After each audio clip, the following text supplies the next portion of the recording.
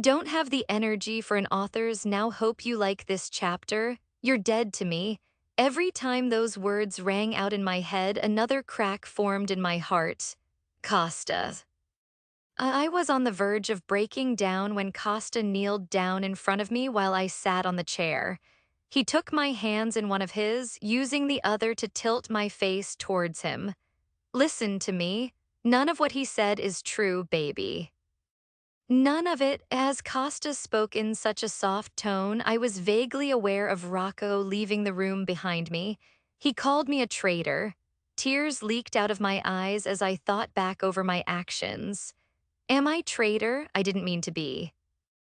We fell in love, that's not. You're not a traitor, Principessa. Don't say that. You have every right to love who you want, regardless of who your family are. You can love your family and me, it doesn't make you a traitor. But no buts. He shook his head, wiping away my tears from my cheeks.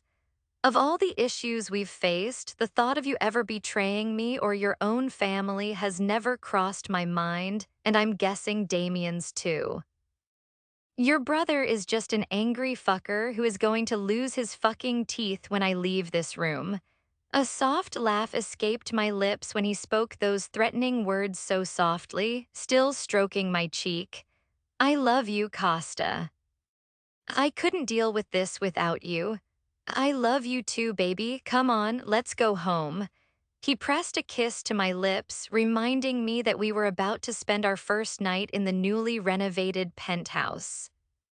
Acosta gently helped me to my feet and my heels, his arm wrapped protectively around my shoulders. I kept my head down as we walked through the restaurant, Costa holding me close to his side the entire time. When we reached the front door, my eyes landed on three tall figures in the foyer of the restaurant. Rocco was exchanging heated words with my brother while Damien attempted to keep them apart. Costa. I nudged my husband's side when he became busy handling the payment for the meal. The issue with eating in neutral territory was that we had to pay for our food like normal people. Restaurants in Sicilian territory almost always served Costa for free. He owned most of them anyway.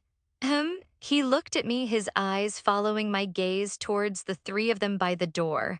Murda, he sighed. I'll deal with it, give me a second. Shit, he pulled out his wallet, removing his card to tap it on the machine. I think they're leaving. I murmured, watching Damien roughly shove Julius out the front door, his own expression now one of anger. Rocco stormed out a few seconds later, and without a thought, I slipped out of Costa's hold, following him. Rocco. I caught his attention after he ordered his head of security to bring the cars around to the front of the restaurant. Before he could say a word to me, though, the blinding flashes of cameras and the deafening roar of the paparazzi hit me like a tidal wave. I instinctively flinched, trying to hide my tear-streaked face behind my hand. Millie.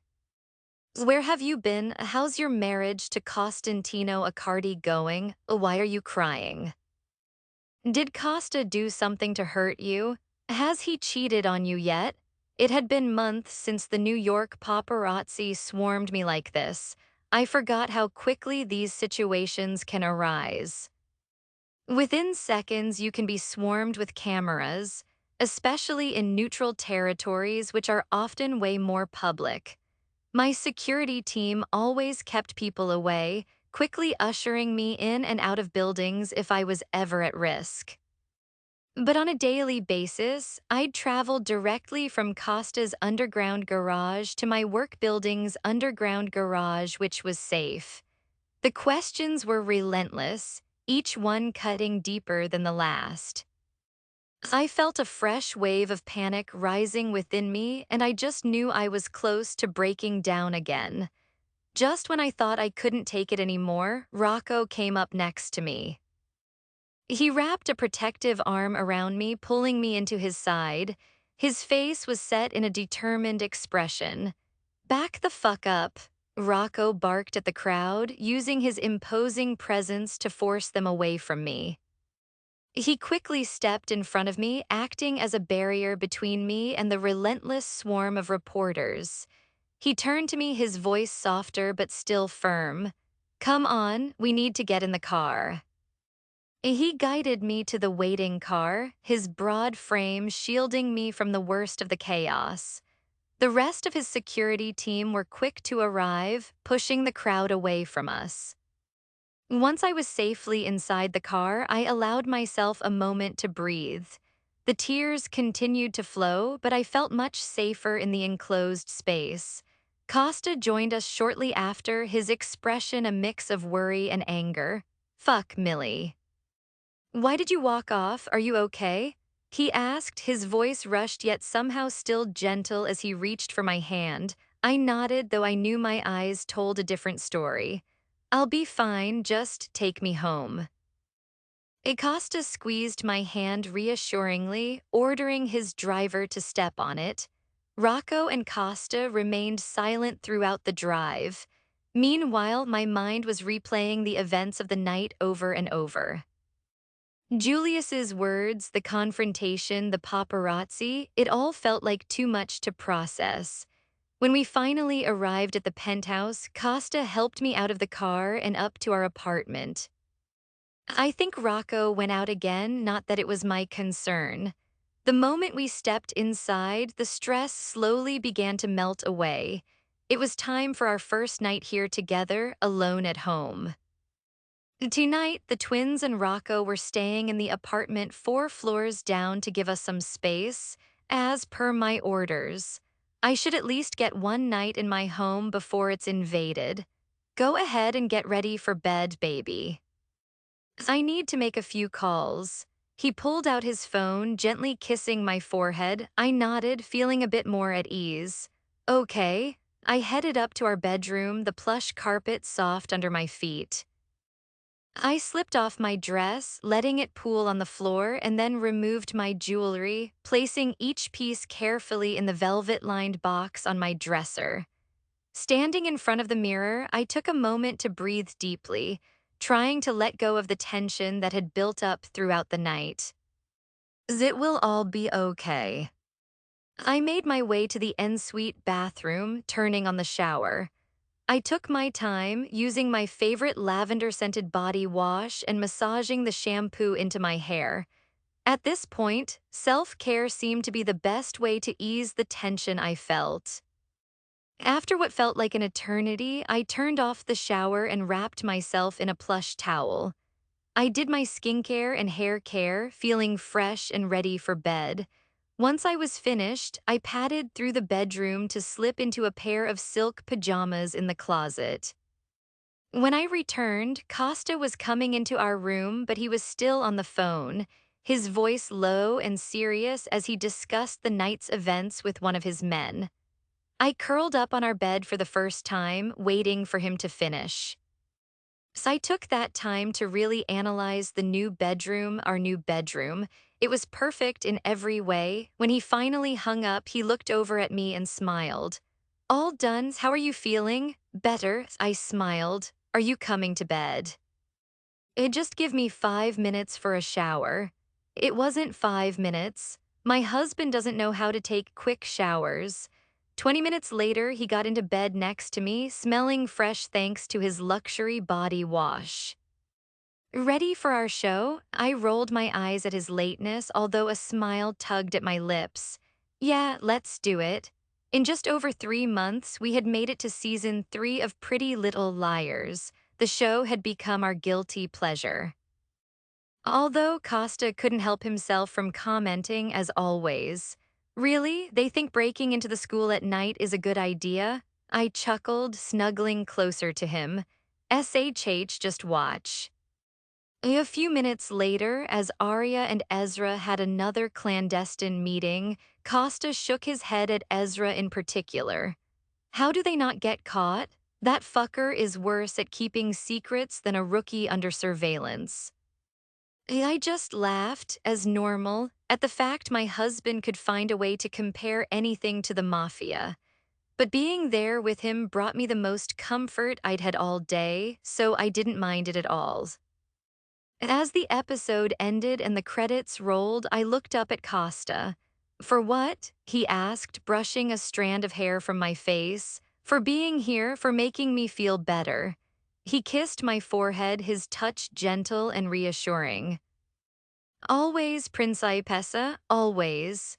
With that, we turned off the TV and settled into bed, holding each other close. The chaos of the outside world might be waiting for us in the morning, but for now, we had our sanctuary.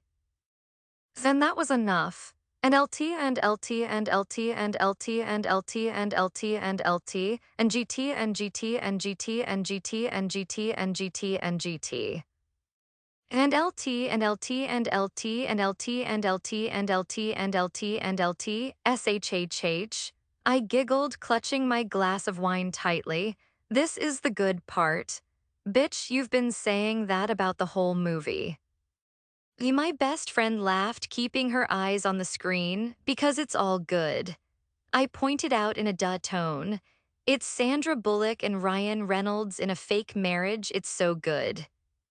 With the weight of everything that happened with Julius the previous night and the ongoing tensions between our families, a day with my best friend was exactly what I needed to clear my mind.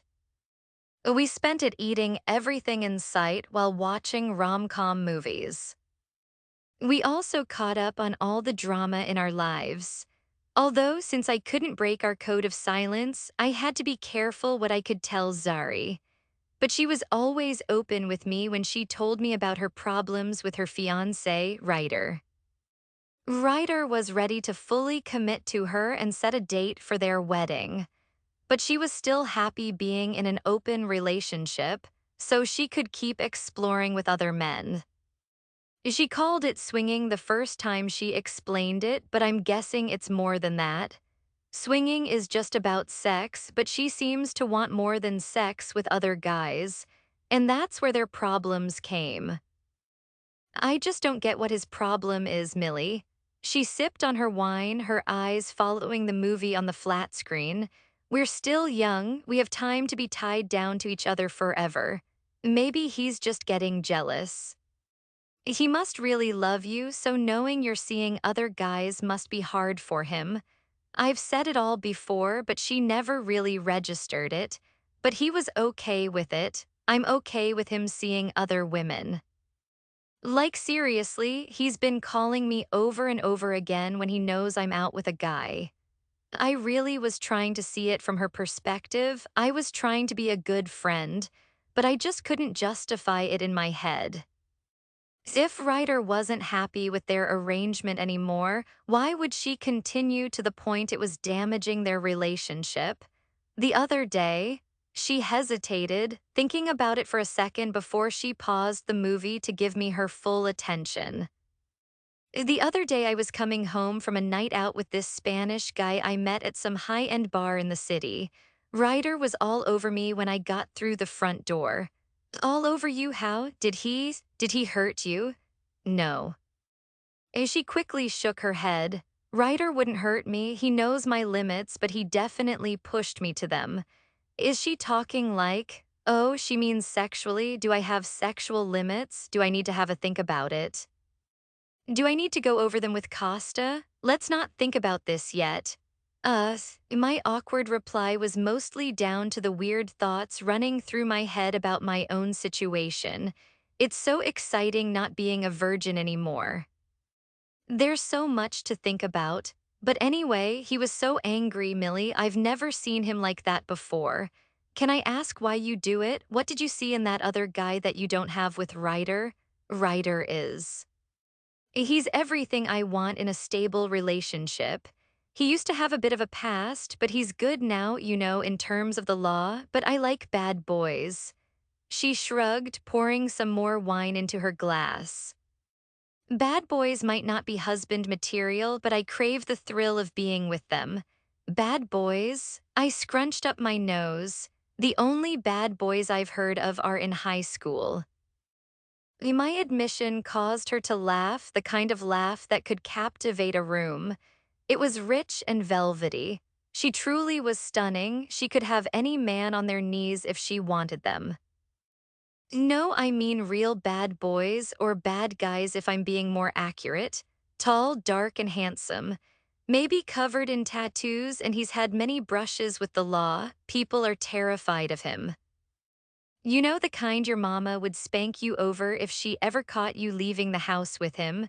Oh, right, I laughed. So just a stereotypical criminal. I know all about criminals. Well, yeah, if you want to make it sound boring. She rolled her eyes, hitting play on the movie again. There's just something so alluring about a dangerous guy. I forced out a laugh, averting my attention back to the proposal playing on the screen. The conversation was becoming too close for comfort. Sometime later that afternoon, the doors to the elevator opened and Costa stepped out, deep in a phone call. He was ranting away in Italian until his eyes landed on the couch where Zari and I were relaxing. His presence was commanding as always, but there was a softness in his eyes when they landed on me. He crossed the room in a few strides and bent down to press a tender kiss to my lips. Hey, he murmured, his thumb brushing my cheek. Then he spoke in a hushed tone. I have some men coming over for a meeting in my office. It won't take long. Shall we leave? I knew it could get complicated with Zari here, but he didn't seem to mind. No, don't worry about it. All right, I'll be here with Zari then. My words had Costa turning to Zari, offering a nod.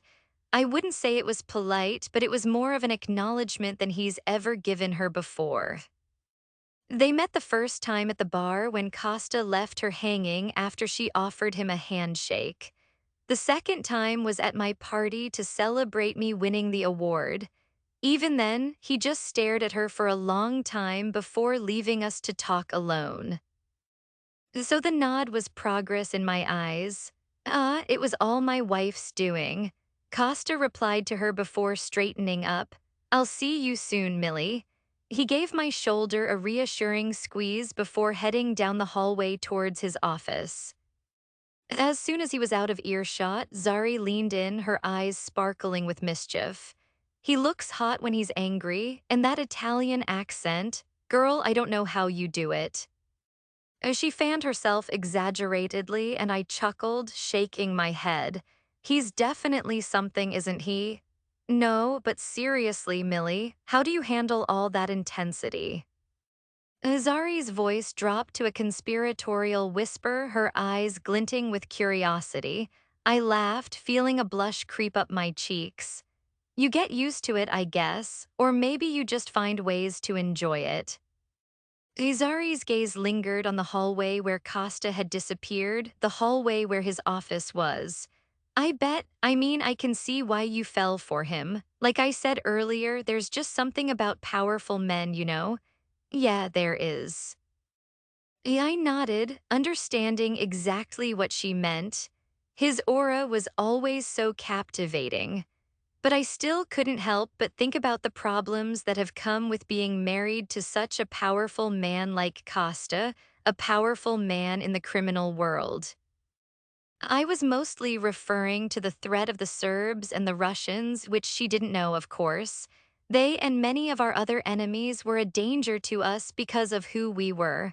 But it's not always great, I added. Being in a high-profile relationship isn't easy. There's always something lurking around the corner. Zari's soft smile slowly morphed into a wicked one. I get that, sometimes the danger.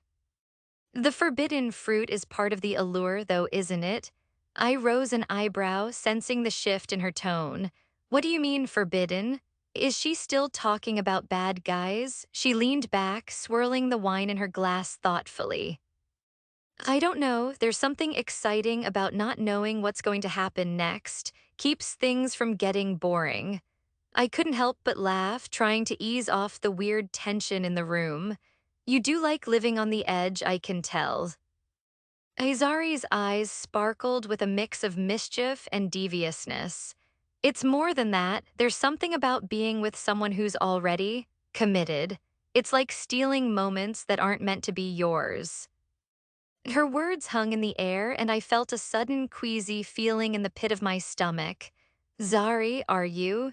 She interrupted with a casual wave of her hand. Oh, don't worry, I'm not making a move on Costa. I know he's yours. But it doesn't hurt to look, right? I tried to laugh, but the unease didn't fully dissipate. Just remember, some lines aren't meant to be crossed. Zari tilted her head, studying me with a curious expression. Are you threatening me, Millie? It wasn't a joke. I'd been around enough women to know there was no humor in her voice at all. I shook my head, trying to keep my tone light during the tension between us. It's not a threat, of course it's not. It's just a reminder. She nodded slowly, her gaze thoughtful. Fair enough, but still there's no harm in admiring from a distance. There is if he's not yours to admire. The words were on the tip of my tongue, but I was interrupted by the sound of the elevator doors opening. Rocco walked in with the twins, along with a few other men, much to my relief.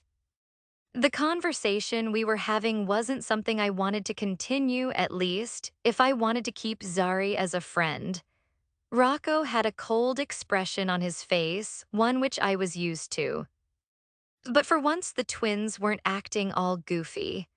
In front of these other men, at only 19 years old, they were already showing signs of the same fierce determination that ran in the Accardi bloodline. Rocco glanced around the room, his eyes soon landing on Zari. She was already staring at him since the moment he walked through those elevator doors.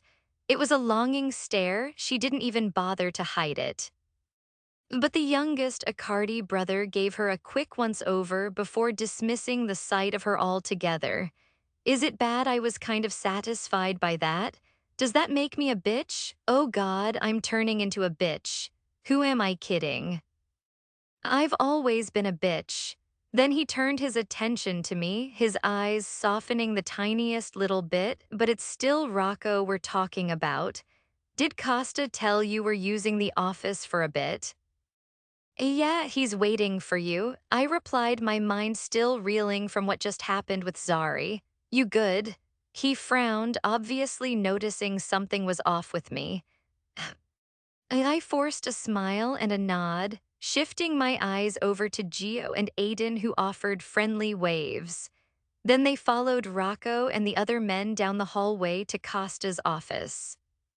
Zari turned back to me, her expression a mix of curiosity and something else I couldn't quite place.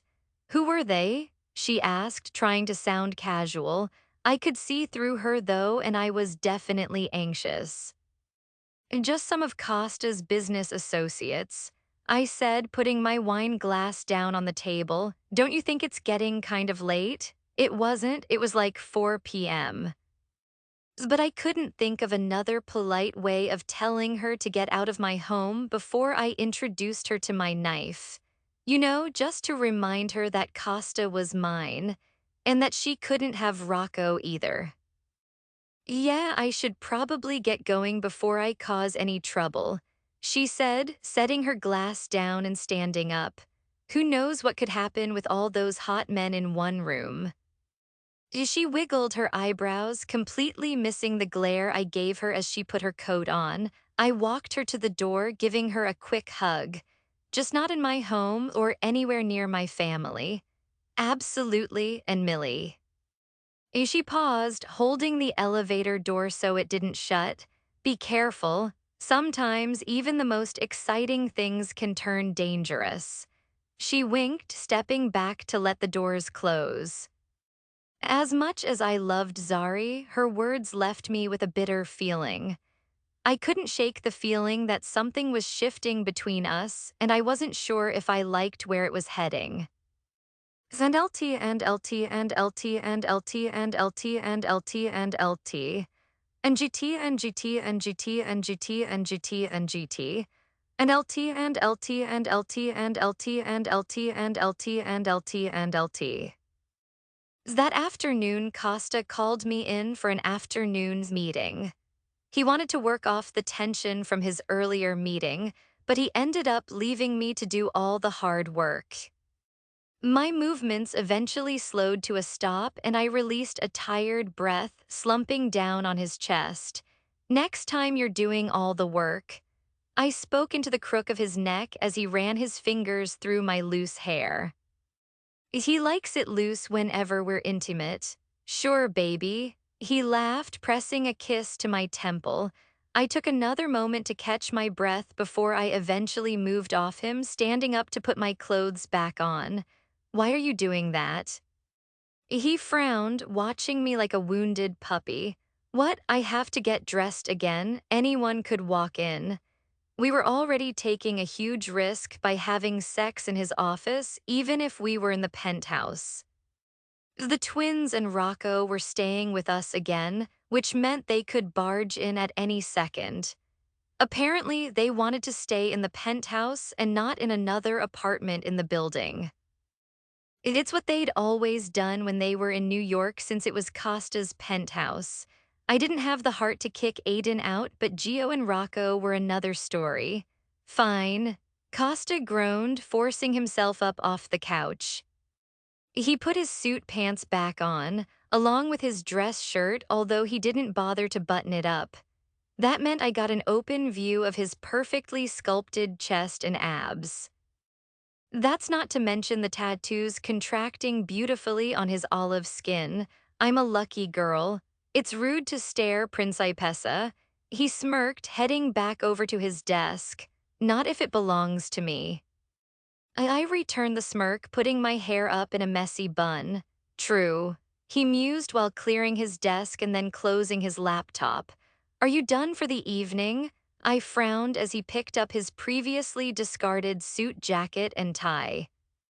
He called me in for an afternoon session after his meeting with all those men ended 20 minutes ago. Apparently, he was feeling tense, but I think it was just an excuse to have sex. Sai, do you want to do something? Like what? I tilted my head, pursing my lips. Oh, let's get milkshakes. I was thinking maybe something stronger than milkshakes. He laughed. We always go to your stupid club, Costa. I shook my head as we walked out of his office, heading into the main area of the penthouse. Let's get milkshakes. That's going to take us like 10 minutes, 5 if you choose your flavor faster this time. Bitch, please, I scoffed. We both know I'll never be fast choosing my flavor. It's just not possible. Flavor? Our conversation was interrupted by Giovanni, who was, as usual, chilling on the couch with Aiden. Milkshakes, you in. I grinned, knowing it would irritate my husband. No, they're not coming. Costa didn't disappoint. He was so quick to try and stop them joining us. Fuck yeah, we're coming. Aiden quickly stood up, walking around the couch. I'll go and get ready, but be nice. I turned around, flashing Costa a smile. I want them to come. I'm coming too. Rocco suddenly appeared out of nowhere, coming down the same hallway where Costa's office was. It's obvious you guys just had sex, by the way. Rocco patted Costa's shoulder as he passed him, and while my husband burst out laughing, I was glaring at my brother-in-law. Did you have to tell everyone? I called after him as he headed towards the stairs with the twins. Oh, we already knew. You have the post-sex glow, Millie. Gio shouted back, earning a round of laughter from the idiots around me.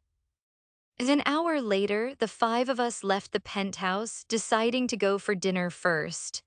Apparently, you can't have milkshakes before dinner, according to my husband anyway. Personally, I think milkshakes are a round-the-clock thing. The Japanese restaurant was in a fancy hotel, then we headed to a high-end cigar lounge for our milkshakes after the meal. It was quiet and intimate, the lounge dimly lit, providing an even more relaxed atmosphere.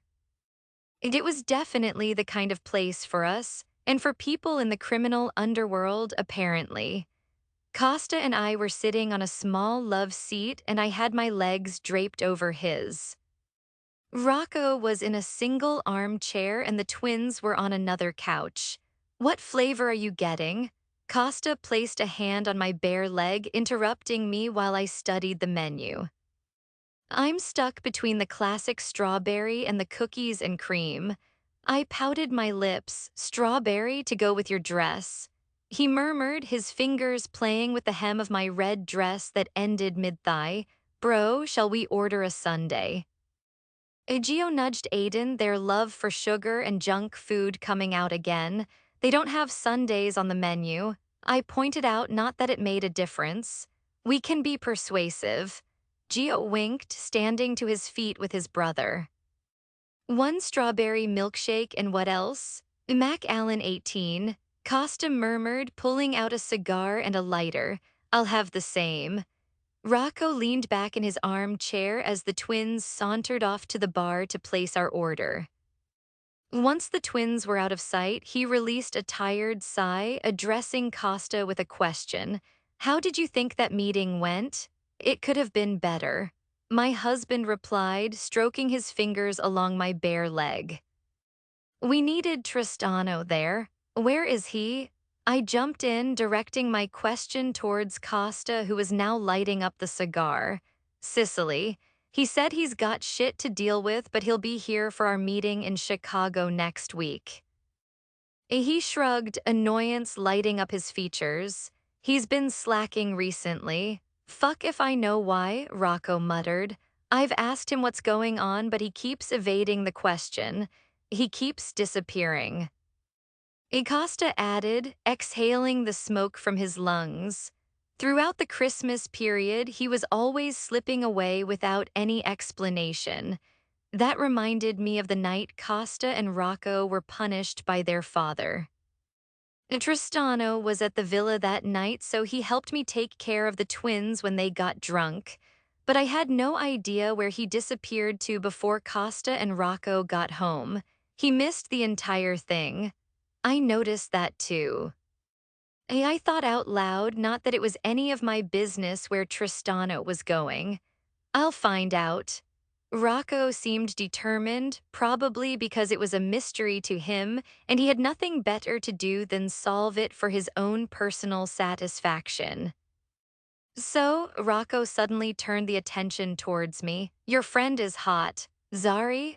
He nodded. Is she single? No, but you didn't seem interested earlier. I frowned, recalling the way he dismissed her without a second glance. I wasn't until I saw how tense you were. He smirked. Will it bother you if I fuck your friend, Millie? Don't say it like that. I shook my head at his disrespect. And yes, it would. Why? He cocked an eyebrow, his smirk still in place. Jealous? Costa's movements with his hand on my leg stopped when he heard Rocco's questioned.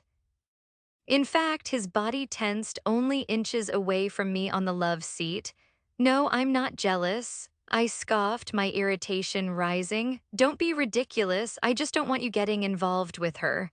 Okay, how about this? I won't fuck your friend if you tell us what your problem was when I arrived at the penthouse earlier. And just like that, I knew the idiota had manipulated me into giving him the answer. I'd been to a few clubs with Rocco in the last few weeks, so I'd seen firsthand what he's like when he's interested in a woman. He didn't give Zari a second glance, even though she is stunning. I didn't have a pro, save it.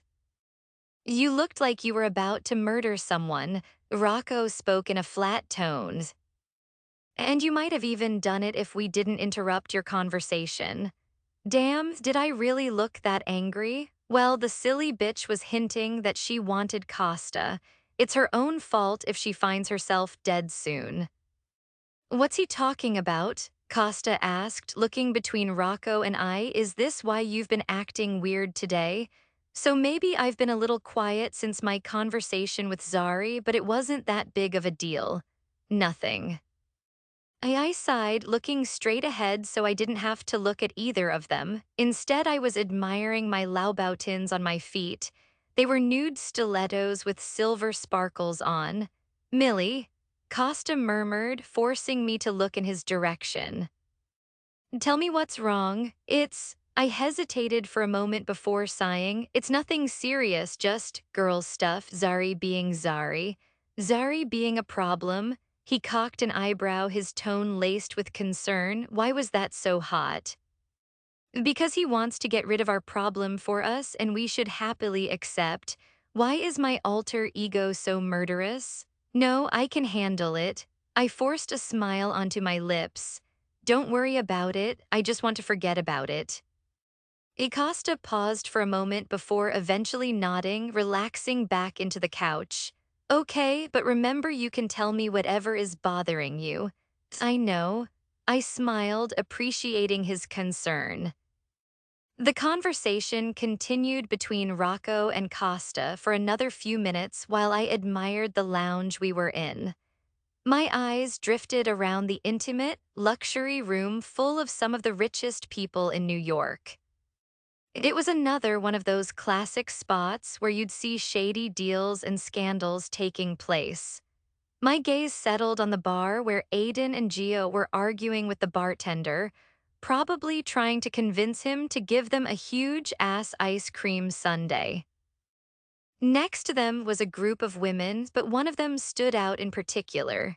She had long, blonde hair and an aura of confidence that immediately put me on edge. She kept glancing over at our table, her gaze lingering on Costa every time. I leaned into Costa, whispering, "Who is that woman over there, the one in the black dress?" Costa followed my gaze and his expression darkened. He paused for a moment, locking eyes with her before turning back to me. That's Elena. She runs with the Bratva from time to time. What does that mean? I rose an eyebrow. Let's just say she has a never-ending history with Kozlov. He replied, his tone curt. They're the most toxic couple you'll ever meet. They're a couple. If I recall, Damien did say Kozlov was once in an on-again, off-again relationship. So that's her? Not officially. Rocco jumped in, leaning forward in his armchair. But everyone knows they're essentially together. It's like an open relationship. If you married Kozlov, that bitch probably would have killed you at some point. As if on cue, Elena sauntered over to our table, a sly smile playing on her lips. Costantino Accardi. She purred in a thick Russian accent, ignoring me entirely. It's been a while. Elena. Costa acknowledged coolly, his hand tightening around my leg, the other still holding a cigar. What do you want? She chuckled, leaning in a little too close. Just saying hello to an old friend. We had some good times, didn't we? I could feel the anger rising in my chest, but I kept my face impassive. After what Zari said, it was not the night for me to be dealing with Costa's past flings, too. The fact he had a fling with Kozlov's girlfriend didn't help either. Can we help you with something? I asked, my voice icy. Elena finally looked at me, her smile widening. Oh, you must be the wife. I've heard about you and your alliance. You know, Costa and I, we go way back. I clenched my jaw, forcing myself to stay calm. That's nice, but it's ancient history. Move on. Oh, but some memories are hard to forget. She smirked, her eyes gleaming with mischief. Like that night in Vienna, Costa, remember, under the stars, you said it was unforgettable. It was the kind of detail I really didn't want to hear. We're killing this bitch too. Costa's expression remained stoic, but I could see the tension in his jaw. His grip on my leg became even tighter. That was a long time ago, Elena. Things have changed, maybe for you. Her smile faltered for a moment, but some of us still remember. And I remember why I ever stopped speaking with you. Costa shot back, you're a pathological liar. Your ties to the Bratva nearly got my family killed. She shrugged, her playful demeanor returning. All's fair in love and war, right? I especially enjoyed the love part, didn't you? Stay away from my husband. I jumped in, my voice low and dangerous. Or you'll regret it. I recently found out I'm a very jealous person when it comes to my husband. I kind of had an inkling, but then I took one of those personality quizzes online. They asked a bunch of questions like, Would I be okay with my partner speaking to another woman or hugging another woman? If Costa hugged another woman, they'd both be dead. I'd happily kill my husband to make him a lonely ghost with no other women around him. That's normal, right? Elena rose an eyebrow, clearly amused by my anger. Feisty, aren't you? Just like your husband.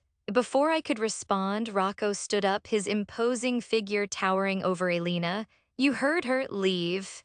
Elena glanced at him, then back at Costa. Fine.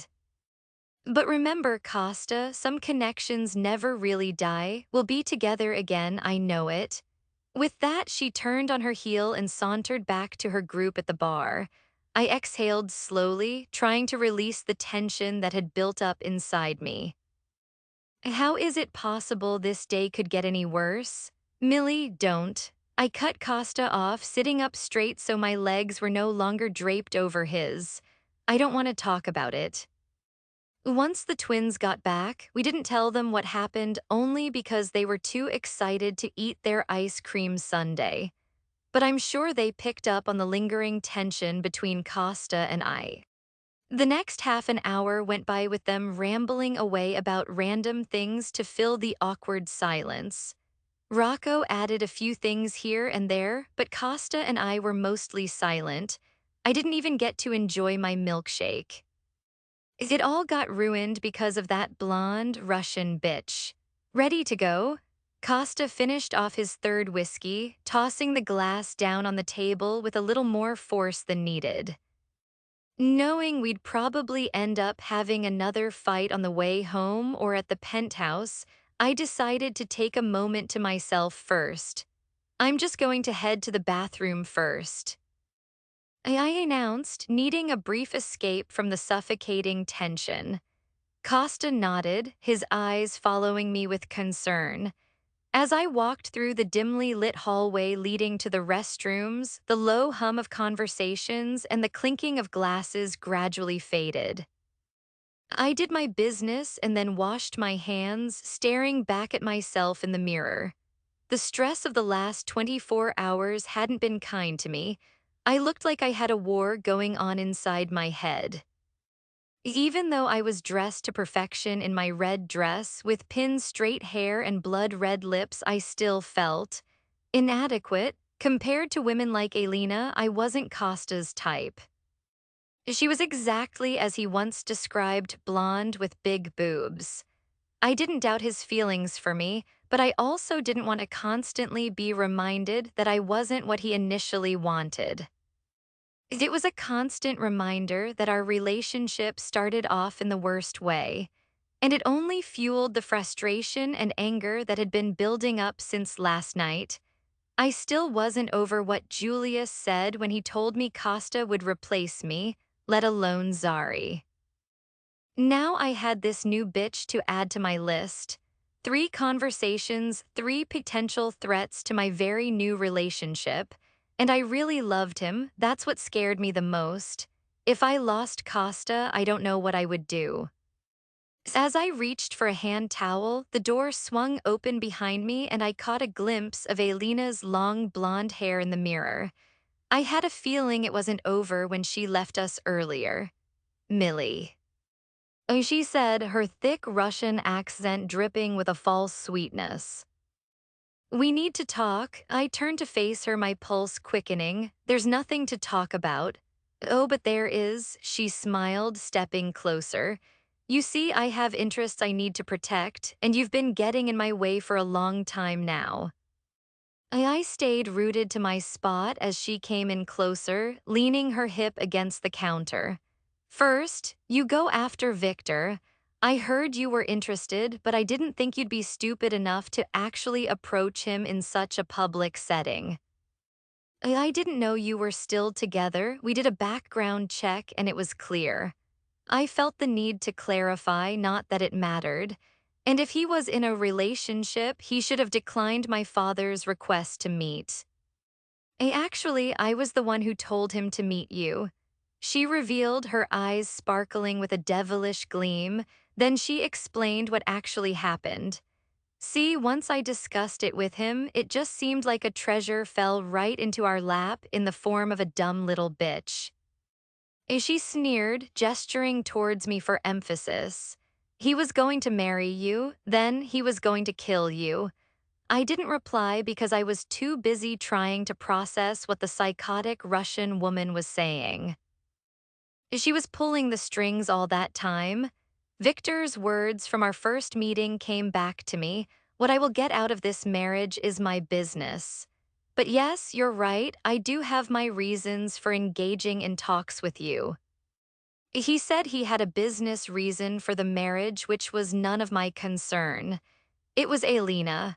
They wanted the alliance and all the perks that came with it, but without me in the picture. It would have given the Russians a strong foothold in the Mediterranean and an alliance they could use against the Sicilians. But then you fucked it up and married Costa instead, my second love. Her eyes became even colder, any false smiles completely gone now. I loved them both and I had them both in my own way. Now you've taken Costa. Whatever history you had with him is over. He's married to me now. He's married to you for now. It won't last, your marriage or your alliance. I'll make sure of it.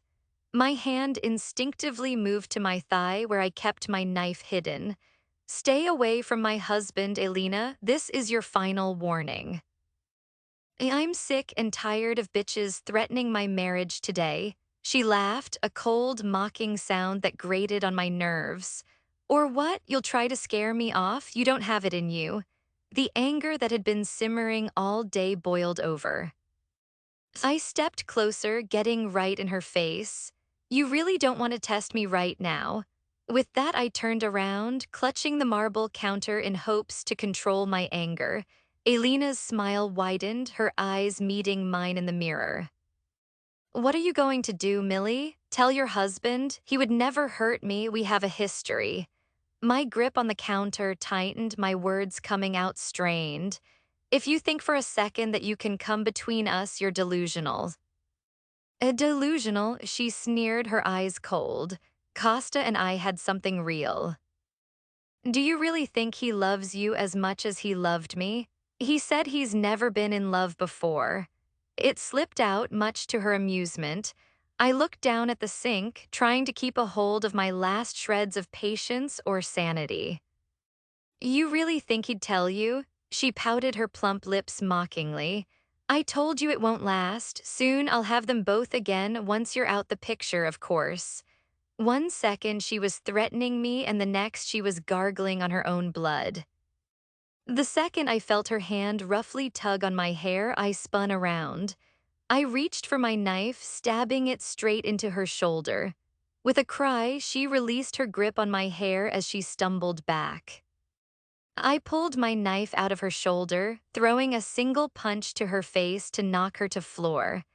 A sickening crack filled the room and she immediately clutched her nose, which soon gushed with blood. She coughed, spitting out the blood when it filled her mouth. Her eyes widened in genuine fear when I knelt down next to her, holding my knife to her throat. I gripped her hair, forcing her to look up into my eyes. I warned you. I whispered, my anger from the last few days fueling my every word. Her breathing came out in ragged gasps as she looked up at me. Stay away from me and my husband. Why, you're a crazy bitch. She breathed, still clutching her nose. Her words had me nodding, a slight smile tugging at my lips. Fair. I nodded before sliding my knife across her throat to cut her skin. It was just enough to hurt her, but not enough to cause any long-term damage, unfortunately. I did get to hear her cry again, though. Once I was happy with my work, I grabbed a towel to wipe off my knife. I could feel her eyes on me as I stepped past her. You really think you'll get away with this? She wheezed. What was it you said earlier? All's fair in love and war? I quipped, opening the door to the bathroom. He'll come for you. She was referring to Viktor Kozlov, the man who has already declared war on both of my families. He already is. With that, I slipped out of the bathroom and made my way back to the lounge. Costa looked up as I approached, concern etched on his face. Millie, are you all right? He asked, his eyes scanning me for any sign of distress. I'm fine. I forced my most believable smile. Let's go, now. Any second she's going to come out of that bathroom. He didn't press further, sensing that I needed to get out of there. The five of us immediately left the lounge and headed out to our awaiting car. Throughout the entire drive to the penthouse, I couldn't shake the feeling that everything had changed.